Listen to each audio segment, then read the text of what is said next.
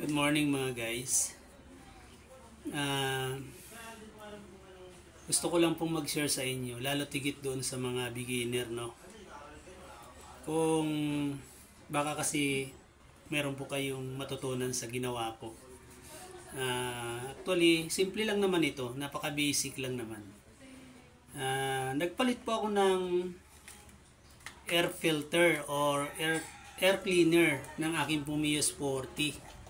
Ito mga guys, oh, yan. Actually, tinanggal ko muna to. Inalis ko muna. Di nakalagay yan eh. Kasi marumi na. So ito kasi disposable. Gusto ko kasing maging washable na lang para hindi ako palit ng palit. Bili ng bili. Hugasan mo lang, okay na, di ba? So ito yung nabili ko. Actually, ito nabili ko, washable. Tinanggal ko na yung paikot.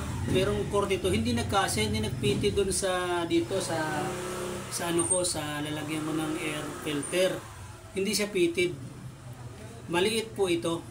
So ang ginawa ko, pinag-isipan ko kung paano ko ipapasok to. Ang ginawa ko mga guys, tinanggal ko to. Yan eh, di ba? Yan.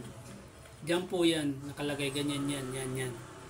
Yan. Ang ginawa ko po diyan, tinanggal ko po yan. Ayan na, tinanggal ko na yan. Ayan. So itong washable na to, tinanggal ko na yung paikot niyan, yung gilid niyan. Ito na yung nilagay ko dito sa pinaka ano niya, frame. So ayan mga guys, oh. Nakakatuwa lang kasi di ko akalain na pwede pala yun mga guys. Pwede palang mangyari yun.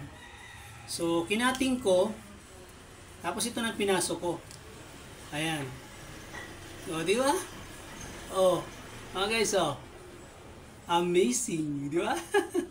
O, kung may natutunan kayo mga guys, paki-follow and share na lang. Salamat!